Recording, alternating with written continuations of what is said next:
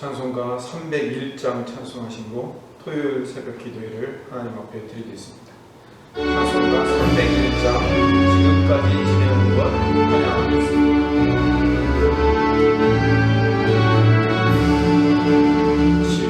지금까지 지내온 것 주의 크신 은혜라.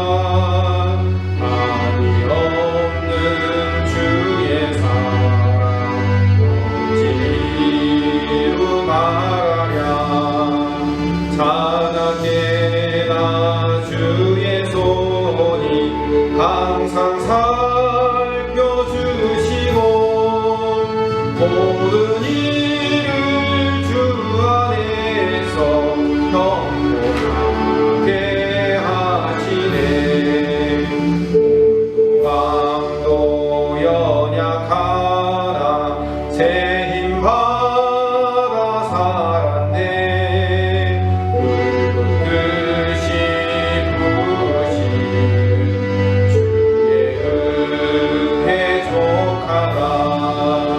사랑 없는 거리에 나 험한 산길 헤맬 때 주의 손을 굳게 잡고 찬송하며 가리라.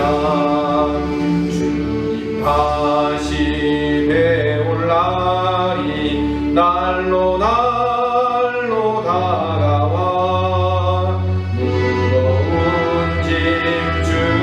맡겨 벗을 날도 멀잖네.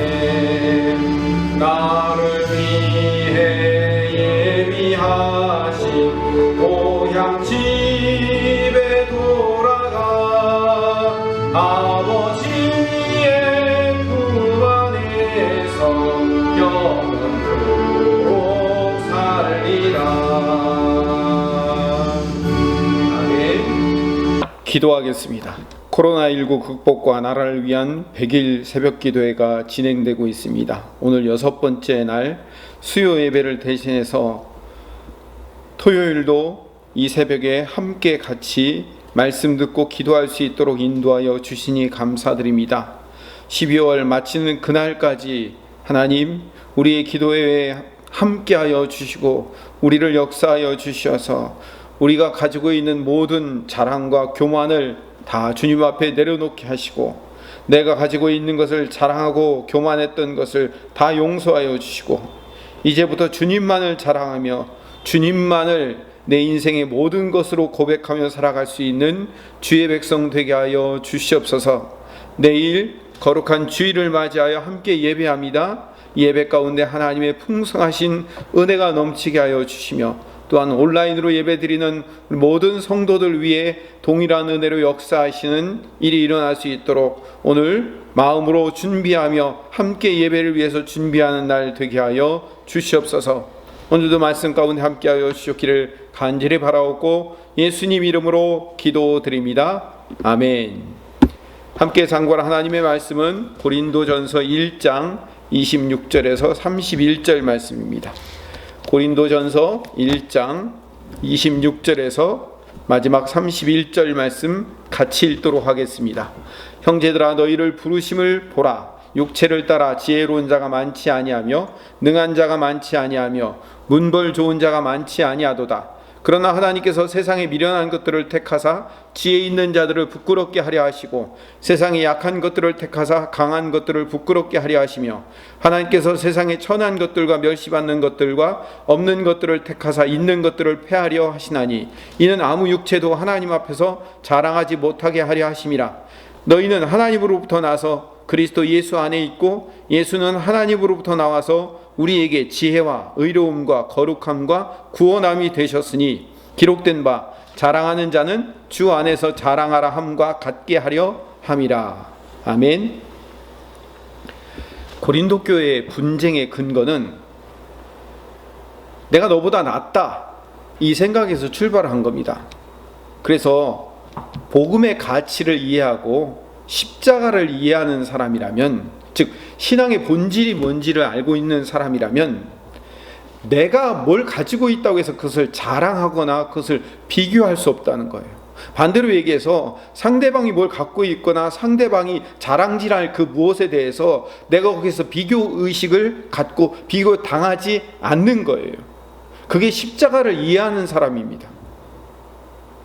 처음에 제가 서론에서 고린도전서 서론 두 번을 하면서 위로부터 내려오는 은사와 재능 다 위로부터 내려온다고 강조를 했잖아요. 그것도 2시간이나. 사도 바울이 왜 그런 인사말을 했냐면 모든 것이 다 위로부터 온 거다.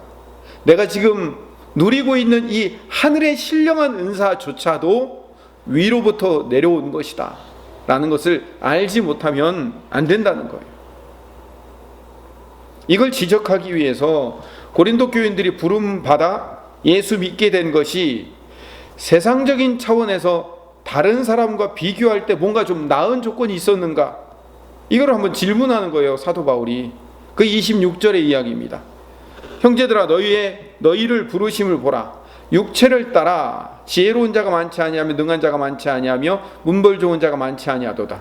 육체를 따라, 이 육체를 따라라는 말은 가문이나 학력이나 재력이나 사회적인 능력으로 볼 때 이런 말이에요.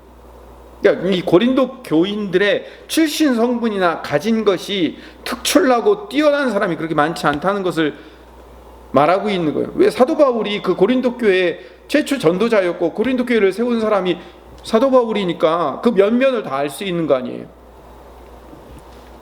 그렇다면 하나님은 왜 그런 낮은 사람들 중에서 당신의 백성들을 불러 모았을까요? 중요합니다. 여기서 기독교 신앙은 인간의 그 잘남, 인간이 노력하고 인간이 뭘 해서 만들어낸 게 아니라는 것을 증명해내기 위해서 그런 거예요. 하나님의 일하심은, 하나님의 크심은, 하나님의 그 전능하심은 부족하고 연약한 자들을 사용하여 일을 이뤄내시는 것을 볼 때 아하, 하나님 참 크신 능력이 있는 분이구나 라는 것을 증명해내기 위해서, 어줍지 않고 쪼잔하고 찌질한 사람들을 불러내어 하나님의 일을 맡겨 하나님이 일하게 만드시고 그 열매를 맺게 하심으로 말미암아 쟤들은 열매 맺을 존재들이 아닌데 어떻게 열매를 맺었지? 이거 하나님이 하신 거네? 라는 결론을 내기 위한 거라는 거죠. 구약이 그걸 증명하고 있어요. 대표적으로 구약이 뭘 가지고 증명하냐면 이스라엘 백성을 가지고 증명을 하는 거예요. 신명기 7장 1절을 보면 내 하나님 여호와께서 너를 인도하사 내가 가서 차지할 땅으로 들이시고 내 앞에서 여러 민족 곧 헷 족속과 기르가스 족속과 아모리 족속과 가나안 족속과 브리스 족속과 히위 족속과 여부스 족속 곧 너보다 많고 힘이 센 7 족속을 쫓아내실 때, 7 족속이 너보다 힘이 세고 너보다 많은 족속이라는 거예요. 그들을 쫓아내실 때, 주어는 하나님이에요. 하나님이 쫓아내실 때 7절에 신명기 7장 7절이에요. 여호와께서 너희를 기뻐하시고 너희를 택하심은 너희가 다른 민족보다 수요가 많기 때문이 아니니라. 너희는 오히려 모든 민족 중에 가장 적으니라. 초라하고 연약한 민족이라는 의미예요. 숫자만을 의미하는 거 아니에요. 잘나고 똑똑하고 괜찮은 7 족속을 하나님이 쫓아내시고 천차는 내 백성 거기다 집어넣겠다는 거예요. 그게 가나안 땅의 입성 이야기예요. 왜 하나님이 그렇게 하실까요? 이스라엘 민족이 잘나서 선택된 게 아니란 걸 보여주는 거예요. 인간이 만들어내고 인간이 획득해서 얻어지는 어떤 것이 신앙이 아니라는 거예요. 어제도 사도 바울을 통해서 증명했잖아요. 사도 바울이 아테네라고 그랬어요. 철학자들이 모인 도시, 철학자들과 웅변가들과 그리고 말 잘하는 사람들이 모여, 수사학자들이 모여서 한껏 자기 실력을 발휘하는 그 아테네라는 곳에서 이 사도 바울도 학문적으로는 만만치 않은 자였기 때문에 자기 실력 발휘해서 현학적으로 토론해서 그 철학자들을 설득시켜서 복음을 전하려고 했다가 교회도 세우지 못하고 실패한 것을 경험케 하시잖아요. 그리고 고린도 교회를 세우는 거란 말입니다. 왜 그럴까요? 하나님이 일하신다는 것을 보여주기 위해서 그런 거예요. 제가 신학교 가기로 결심했을 때 제 생각에 문제가 좀 있었어요. 제가 처음 신학교를 갔을 때가 2020년이니까 벌써 28년 된, 참 오래됐네요. 28년 전에는 신학교는 변변치 못한 사람들이 가는 곳이라는 그런 분위기가 있었어요. 좋은 학교나 직장 갈 수 없는, 실력 없는 그리스도인들이 가는 마지막 도피처? 다 그런 건 아니에요. 그런데 신앙을 가지고 그리고 사명을 가지고 가는 사람들이 물론 대부분이었겠지만 그런 사람들이 꽤 많았기 때문에, 제가 앞서 얘기했던 사람들이 꽤 많았기 때문에 그런 분위기, 소문이 파다한 시대였어요. 그래서 저는요, 신학교 갔다라고 얘기하지 않고 늘 제 입에서 입버릇처럼 나온 얘기가 뭐냐면, 저는 MDB 출신이에요. 신학대학원 출신, 일반 대학 졸업하고 신학대학원 간 겁니다. 늘 그걸 강조했어요. 은근히 강조를 했어요. 왜? 나는 신학교 출신이 아니다 라는 것을 은근히 강조하고 싶은 거였죠. 제 어리석은 생각을 볼 때, 남들이 볼 때 나도 그 변변치 못한 신학교 출신으로 취급하면 어떡하나 하는 자존심이 걸려 있었던 거예요. 근데 지금 와서 생각해 보니까요, 제가 참 어리석었다는 생각이 듭니다. 하나님은 낮고 천하고 약한 자를 들어 하나님의 위대하심을 드러내는 것이지, 내 잘남과 내 많이 배움과 내 똑똑함을 사용하는 것이 아니라는 것을 28년 동안 배우게 하신 겁니다. 앞으로도 계속 배우게 하실 거고요. 어제 읽은 본문으로 다시 돌아가 봅시다. 어제 읽은 1장 23절 24절 본문을 다시 읽어볼까요? 같이 읽어봅시다. 23절 24절. 우리는 십자가에 못 박힌 그리스도를 전하니 유대인에게는 거리끼는 것이요 이방인에게는 미련한 것이로되 오직 부르심을 받은 자들에게는 유대인이나 헬라인이나 그리스도는 하나님의 능력이요 하나님의 지혜니라. 십자가로 인한 구원의 복음이 세상 사람들에게는 어리석어 보이고 가치 없어 보일지 모르겠지만, 잘난 사람들이 그 잘남으로 열심히 노력해서 얻은 성취물이나 결과물이 아니기 때문에 그런 거예요. 그래서 복음은 늘 값없이 구원을 받았다라고 얘기하니까, 값없이? 그 공짜는 싸구려 아니야? 난 이런 생각이 드는 거예요. 이게 세상의 생각인 거죠. 그래서 이방인에게는 미련한 거고요, 유대인에게는 거리끼는 것이에요. 그러나 구원받은 성도들에게는요, 이 복음이 오직 하나님의 능력으로만 가능하며 하나님의 지혜로만 가능한 사건이기에, 하나님이 하셨군요 라면서 하나님을 찬양하고 하나님을 높일 수밖에 없는 거예요. 나의 구원은 나로부터 나오는 것이 아니라 위로부터 내려와 얻어지는 것이라는 사실을 깨닫기 때문에 위에서 주시지 않으면 받을 수 없는 것이군요. 공짜는 싸구려의 개념이 아니라 위에서 주시는, 나로부터는 나올 수 없는 그런 것입니다 라는 것을 배우는 거예요. 그래서 내가 늘 깨닫는 것은, 우리 성도가 늘 깨닫게 되는 것은, 나는 아무것도 아니네요. 위에서 불러주지 않으면, 위에서 능력 주지 않으면, 위에서 은사 주지 않으면, 위에서 뭘 내려보내주지 않으면 나는 아무것도 받아먹을 수밖에 없는 존재이군요. 이걸 깨닫는 거예요. 이게 근본적인 겸손이에요. 근본적인 신학적 겸손이라고요. 그래서 하나님은 27절에 세상에 천한 것들과 멸시받는 것과 없는 것들을 택하여 나는 있다고 생각하고 비싸고 귀하며 잘났다고 여기는 것들이 선택받지 못함으로, 하나님의 하나님 되심을 거기서 드러내는 거예요. 못난 자들을 선택하여 쭈구리들 찔찔이들을 선택하신 이유가, 하나님은 거기서 하나님의 능력을 드러내기 위해서. 잘난 사람들 선택해서 잘난 일을 하면 하나님이 하셨다고 생각하지 않고 누가 했다고 생각하는 거예요. 잘난 자기들이 했다고 생각하기 때문에 그런 거예요. 그 29절에 이는 아무 육체도 하나님 앞에서 자랑하지 못하게 하려 하심이라. 사도 바울이 결론을 내잖아요. 이는 아무 육체도, 그 어떤 사람도 그런 의미예요. 하나님 앞에서 자랑하지 못하게 하려고요. 보세요.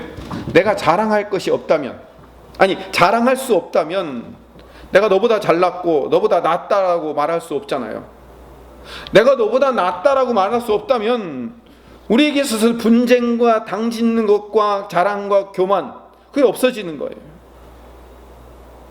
그 모든 근거를 하나님이 십자가로 전부 다 가져가셨기 때문에 이제 내가 뭘 자랑해요? 위에서 주시지 않으면 받을 수 있는 게 아무것도 없는데. 30절은 잠깐 성도를 정의해 줍니다. 1장 30절을 읽어봅시다. 너희는 하나님으로부터 나서 그리스도 예수 안에 있고 예수는 하나님으로부터 나와서 우리에게 지혜와 의로움과 거룩함과 구원함이 되셨나니. 성도는 하나님으로부터 나왔어요. 하나님으로부터 나온 거예요. 하나님이 건져내 주신 존재라는 뜻이에요. 그리고 그래서 예수 그리스도 안에 거하는 자이며 예수 그리스도 안에 있지 않으면 살 수 없는 존재다라는 것을 분명히 정의해 줍니다. 그런데 예수님을 또 얘기해요. 예수는 하나님으로부터 나와서, 우리도 하나님으로부터 나왔는데 예수님도 하나님으로부터 나왔대요. 그래서 우리에게 지혜와 의로움과 거룩함과 구원함이 되신 거예요. 예수님과 우리가 출신이 동일해요. 우리도 하나님으로부터 나왔고 예수님도 하나님으로부터 나왔어요. 여러분, 이 출생이 동일하다는 것은 뭘 의미하는 건지 아십니까? 예수님과 우리가 동일한 출발선상에서 출발했기 때문에 그 마지막 결론도 동일해야 된다는 거예요. 예수님이 십자가로 이루어진 삶을 살았다면 우리도 십자가 지는 삶으로 살아가야 된다는 거예요. 왜? 예수님이 하나님으로부터 나왔던 것처럼 성도도 하나님으로부터 나왔기 때문에. 그래서 예수님이 이 땅의 공생애의 삶을 사시면서 나로부터 나온 것은 아무것도 없고 오직 예수님은 위에 계신 하나님의 일을 하며 하나님의 말씀을 전달하는 도구입니다 라고 고백했던 그 예수님의 고백이 내 고백이 되어야 되는 거예요. 빌립보서 2장 2절에서 3절 말씀을 읽어봅시다. 빌립보서 2장 2절에서 3절 말씀 제가 읽어보겠습니다. 마음을 같이하여 같은 사랑을 가지고 뜻을 합하여 한 마음을 품어 아무 일에든지 다툼이나 회용으로 하지 말고 오직 겸손한 마음으로 각각 자기보다 남을 낮게 여기고. 사랑을 가지고 뜻을 합하여 한 마음이 돼서 어떤 일을 하든지 다툼을 가지고 하지 말고 허영심으로 하지 말고 겸손한 마음으로 나보다 남을 더 낮게 여기고. 그럼요, 성도가 분열할 수 없어요. 당지을 수가 없고요, 분쟁할 수 없는 거예요. 아니, 남들이 나보다 훨씬 나은데 내가 저 싫어하는 저 당파 사람들이 훨씬 더 옳고 나은데 내가 어떻게 감히 거기가 얘기를 하겠습니까? 그 얘기를 하는 겁니다. 그리고 마지막 31절에 기록된 바 자랑하는 자는 주 안에서 자랑하라 함과 같게 하려 함이랴. 자, 이 말씀도 인용된 말씀이에요. 기록된 바, 구약의 이 말을 사도 바울이 인용했죠. 어디서 인용했냐면 예레미야 9장 23절에서 24절 말씀입니다. 제가 읽어보겠습니다. 여호와께서는 이와 같이 말씀하시되 지혜로운 자는 그 지혜를 자랑하지 말라. 용사는 그의 용맹을 자랑하지 말라. 부자는 그의 부함을 자랑하지 말라. 자랑하는 자는 이것으로 자랑할지니 곧 명철하여 나를 아는 것과 나 여호와는 사랑과 정의와 공의를 땅에 행하는 자인 줄을 깨닫는 것이라. 나는 이 일을 기뻐하노라. 여호와의 말씀이니라. 지혜로운 자가 자기가 가진 지혜를 자랑하지 말고, 용사는 용맹함을 자랑하지 말고, 용맹함을 자랑하지 말고, 부한 자가 부함을 자랑하지 말라고 23절에 말해요. 예레미야 9장 23절이에요. 그리고 하나님의 백성들이 자랑할 게 딱 한 가지 있는데 예레미야 9장 24절에 하나님을 아는 걸 자랑하래요. 나 하나님 알아. 하나님이 내 하나님이야, 내 주님이야, 이거 자랑하라는 거예요. 그리고 하나님은 사랑과 정의와 공의를 이 땅에 행하시는 분임을 깨닫는 걸 자랑해요. 내가 깨달았는데 하나님은 이 땅에 사랑과 정의와 공의를 행하시는 진짜 하나님이신 분이야 라는 것을 내가 깨달았어요. 그걸 자랑하라는 거예요. 성도가 자랑할 유일한 것은 하나님을 알고 있는 것, 하나님이 이 땅에 사랑과 정의와 공의를 베푸시는 위대한 분이심을 깨달은 것, 그걸 자랑이라요. 더 쉽게 얘기하면 하나님만 자랑하래요.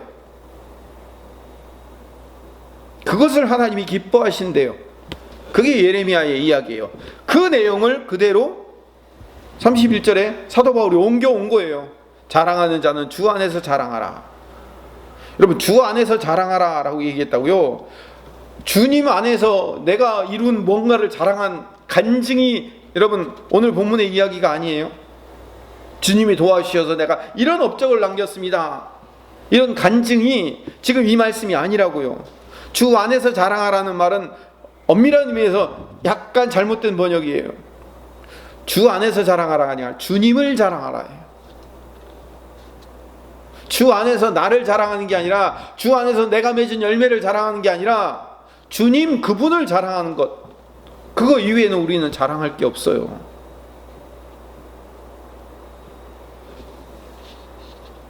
여러분, 뭘 자랑하고 다니십니까? 뭘 생색내고 다니십니까? 여러분, 우리가 자랑할 분은 예수님 자랑하고 예수님을 믿고 사는 것이 복된 삶이 될 것이라는 것을 자랑하는 것 이외에는 자랑할 게 없어요.